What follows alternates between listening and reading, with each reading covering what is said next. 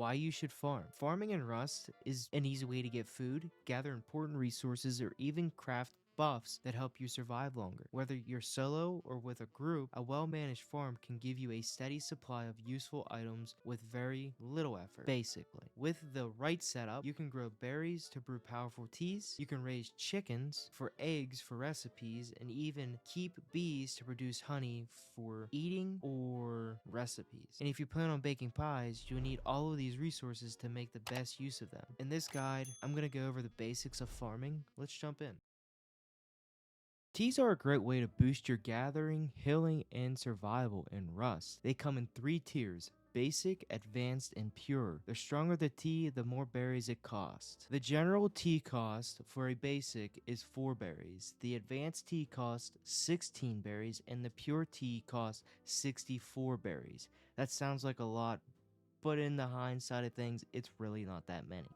Now, let's go over what each tea does and exactly what berries you need to craft them. We're going to start the max health tea. Increases your max HP. It uses the red and yellow berries. The basic gives you plus 5% max HP. The advanced gives you plus 12.5%. And then the pure gives you plus 20% max HP. The healing tea heals you over time. It uses all red berries. The basic gives you 30 HP over time. The advanced gives you plus 5 HP instantly and then plus 50 HP over time. The pure gives you 10 HP instantly and then plus 75 HP over time. My favorite, the ore tea. It boosts ore gathering yield. It uses the yellow and blueberries. The basic is plus 20% ore yield, the advanced is plus 35% ore yield, and the pure is plus 50% ore yield. The absolute broken one, the wood tea. It boosts your wood gathering yield. It uses the red and blueberries. The basic is plus 50% wood yield, the advanced is plus 100% wood yield, and then the pure is plus 200% wood yield. The scrap tea boosts your scrap yield, uses the yellow and white berries. The basic gives you plus 100% scrap yield, the advanced gives you plus 225% scrap yield, and the pure gives you plus 350% scrap yield. The best way to use this tea is to hit the high seas or the roads. The cooling tea decreases your temperature to -10 and your maximum temperature to 30, and it costs 2 yellow berries and 2 red berries. The warming tea also increase your max and core temperature, but this time the minimum temperature will be 0 and then your regular temperature will plus 10, and it costs 2 red and 2 yellow berries. The harvesting tea boosts your corpse harvesting yield by 150%. It uses 1 yellow berry and 3 green berries. The green berries now have a purpose. They're not just meant to be thrown back on the ground. The crafting quality tea increases your slot chance.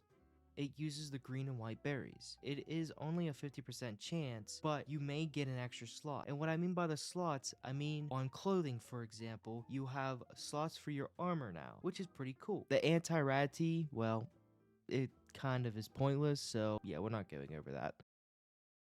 Now, let's talk about pies. Each pie gives you a unique buff, but they all have the same buff when it comes to calories. They're all instantly 80, which is bonkers. The chicken pie. It gives you a 5% chance for better genetics when farming. It's gonna cost you 3 cooked chicken, 3 corn, 3 eggs, and 3 wheat. The apple pie lets you see nodes and tree sparks at night for 15 minutes. Is gonna cost you 3 apples, 3 wheat, 3 honey. The pumpkin pie plus 10 max HP. Sadly, doesn't stack with the max health tea. It's gonna cost you 3 eggs, 3 wheat, and 1 pumpkin. The hunter's pie reduces bleeding damage. It's gonna cost you 2 cooked deer meat, 3 eggs, 3 wheat, 2 potatoes, and 2 mushrooms. Fish pie. Sadly, it's not what you're thinking. Gives you 25% comfort. Costs 1 cooked fish, 3 eggs, 3 wheat, 2 potatoes, and 2 mushrooms. The pork pie gives you a 200% metabolism boost, speeding up healing. It's gonna cost 2 cooked pork, 2 eggs, 3 wheat. The bear pie doubles your tea yield, but halves duration. However, if you stack this one with a pure tea, you gain 75% more yield. Now that you know what it costs to mix up a tea and bake a pie and what their buffs are, let's go over the mixing table and the cooking workbench, since you'll need one or the other to craft teas and pies. If you're looking to craft teas and pies, you'll need to know the difference between the mixing table and the cooking workbench. While both can be used for crafting, there's a big difference in what each one offers. The mixing table, used only for crafting teas and gunpowder and explosives. It has 31 recipes but cannot cook food or bake pies. It costs only 155 scrap to tech tree down and 75 scrap to research at a research bench. The cooking workbench can craft both teas, pies, explosives, making it more versatile. It has 39 recipes, and it also functions as a barbecue for cooking meats. It costs 230 scrap to tech tree down and 75 scrap to research at a research bench. If you only care about crafting teas in bulk, the mixing table is still useful, but the cooking workbench does everything the mixing table does and more. It's the only way to bake pies, and it even lets you cook food, making it the better option overall. Beekeeping is a great way to farm honey for recipes, and with a little setup, you can create a steady supply. Here's how to get started. First, you'll need a workbench tier 1 and 80 scrap to unlock the beehive in the tech tree. Once unlocked, crafting a beehive only costs 200 wood, pretty cheap for what it offers. Before crafting your own, you'll need a beehive nucleus, which only comes from natural beehives found on oak trees. Bees won't attack you unless you hit the hive, so make sure you're prepared before breaking it. To avoid taking damage, wear a hazmat suit or splash yourself with water, jump in it, or you can go barbaric style and use fire, flamethrower actually, to to ward off the bees. You can hit, shoot, or destroy the beehive however you like to harvest honeycomb. Honeycombs can be extracted to get honey or a chance to obtain a beehive nucleus. Once you have a beehive nucleus, you can craft and place your own beehive. Bees must be placed outdoors. They don't like being indoors. They prefer dry areas and tempered biomes.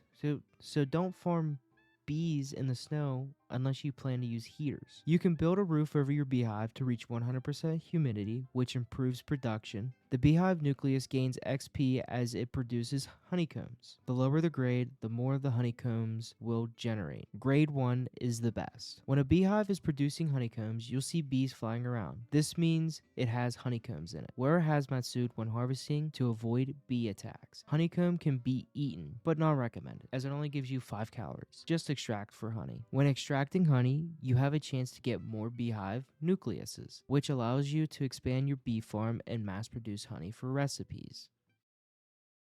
Chickens are an essential part of farming in Rust, especially if you plan on baking pies. But first, you'll need to unlock the chicken coop. You'll need a workbench tier 1 and 60 scrap to unlock the chicken coop in the tech tree. Once unlocked, crafting a chicken coop only costs 200 wood, just like the beehive. The chicken coop snaps onto a square foundation, just like planter boxes, making placement easy. Now that you've placed your coop, there's just one problem. You have no chickens. Finding an egg may seem difficult, but wild chickens randomly lay eggs, so you'll just have to track one down and wait for it to drop an egg. You could just stalk this said chicken until it lays an egg, but that might be a little weird. Once you find an egg, place it inside your coop, and in 2 minutes, it will hatch into a chicken. Each chicken coop holds up to 4 chickens. Chickens have 4 key needs that affect their productivity. Food, make sure they are fed to keep them happy. Water, hydration is important even for chickens. Love, yes, you actually have to pet them. Sunlight, I feel like this one's kind of optional because you can place the coop indoors. So as long as you have 3 out of the 4, you're pretty much good to go. The happier your chickens are, the faster they will lay eggs. Chickens have 3 mood levels. Happy, this would be the best egg production, fully max needs. Neutral, average egg production, some needs met. Sad, you shouldn't have chickens if you're gonna make them sad. And yes, you can name your chickens, because who doesn't want a pet chicken named Nugget? Chickens are vital for making pies, as many pie recipes require eggs. If you plan on mass producing pies, having a steady supply of eggs is crucial. Now that you know what teas, pies, bees, and chickens do and how to craft them, let's go over how to actually set up a farm to keep everything running smoothly. Let's hop in. So this is a crucial part of building your farm, is the build spot. So you got the biomes, you got the desert, you got the snow, and you got the grasslands, right? Well, I'm not going to get into heaters, so we're going to get away from the desert and we're going to get away from the snow biome. So we're going to take a look at the grass biome. Now, in the grass biome, 9 times out of 10, you can go to a swamp or you go to the river. I prefer to build on the river, so that's what we're going to do. Starting off, I'm building the main 2x1 foundation with 3 triangle extensions at the back. This is where the triangle planters will go for efficient crop placement. Now I'm adding a double door frame which will separate the farming section from the rest of the base. Next, I'm placing the airlock to add an extra layer of security. Now I'm on to the other side. This is an exact mirror of what we just built, but instead of crops, this section is dedicated to storage, beekeeping, and chicken farming. You'll have space for beehives, a chicken coop, and extra loot storage, keeping everything organized and efficient in one compact setup. Once the building is complete, I'm upgrading the entire base to stone for added protection. This keeps it sturdy against early game raids while still being an easy and affordable upgrade. With everything separated but accessible, managing your farm is simple, safe, and efficient. Now, let's head inside. Alright, so you place your TC down in the corner. Let's put the tier 1 right here. And then we'll put this here. And we'll set this here for right now. Now that you have this, the workbenches are now redesigned, so you don't have any electric or industrial or the water stuff for what we need. You're gonna have to tech tree down to the engineering workbench, which only costs 125. So you're going to want to go smack a few barrels, take on the high seas, get that scrap quick. Now that we tech tree down, we can craft it and we can place it right here. Now we can just get rid of this box, place the box underneath, and we can place another one right here. Now that we got the workbench, engineering bench, and our bag down, it's time to start gathering what we need to get this farm running. Triangle planters. These require 1 tarp each, so smacking barrels will be your best bet for getting them. Unfortunately, unlike large planter boxes, you can't buy these at bandit camp, so you need to grind them out. Water jug. Keeping your planters watered is important. You'll find these in small crates, or you could just buy them at bandit camp for scrap. Tech trash. This one will take a bit more effort, while running monuments, farming roads, or even searching the high seas will eventually get you some. Just recycle what you find, you'll come across it sooner or later. If you don't want to grind the tech trash, just grind some more scrap, go over to Outpost, go to the building supplies vending machine, and you can just buy a solar panel. Lights and battery, we're just going to tech tree down to that. For a little extra, if you want to have a sprinkler system with a water pump, we can now tech tree down to that through the engineering bench. You won't be using water jugs much in this base setup. Alright, so let's place our triangle planters back here, like this. And then let's run up top and place our solar panel. So I'm not sure what the actual Rust logic is behind placing a solar panel, but I place it at due north. We're gonna make everything nice and neat, so we're gonna bring that there. I'll drop the battery right here, bring my wire down, make it nice and neat. Boom.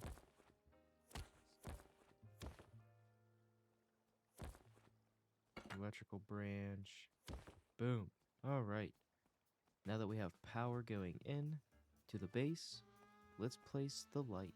I try to place it right about here, because it will hit everything.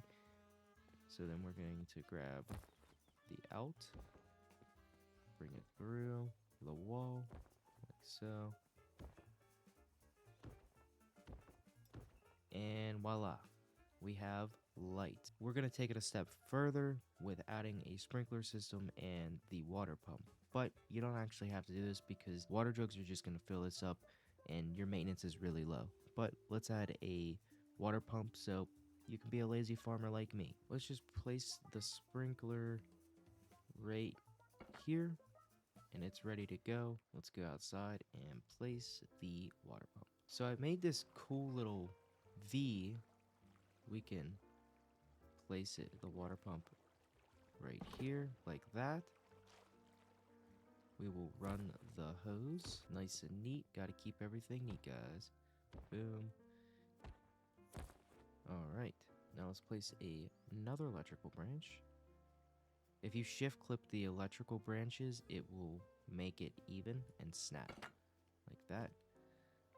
Let's branch out. And we should have water. There we go. Look at that. The 4, 4, and 4. It's getting everything. You can let this fill up. Grab yourself a water jug, fill these up all to 3K, and then just start planting. Now that you got your planters down, your plants are in, let's start on the other half of the base where things are gonna get spicy with chickens and bees. Alright, so let's place the chicken coop down right here. Go snap in. We're gonna place one as far against the wall as possible, another one, a large box right here. The cooking workbench goes right here. Let's place another small box in the cook bench. Small box here. Small box here and here.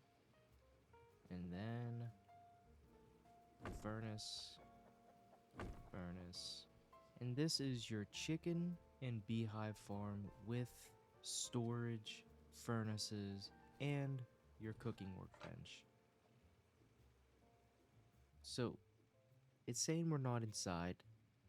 It's kind of finicky. The humidity is 100%, so we're good there, and the temperature is 50, but it doesn't tell you if they're cold or they're warm, which kind of sucks, but their overall is 75, so they're still going to produce a good amount of honeycombs. We now have a fully functional farm. This setup has everything you need, from growing crops to brewing teas to raising chickens and keeping bees, all in one efficient build. Let's take a final walkthrough. Here's the planter area where all the berries grow, the workbench section for crafting, the storage area to keep everything organized over here.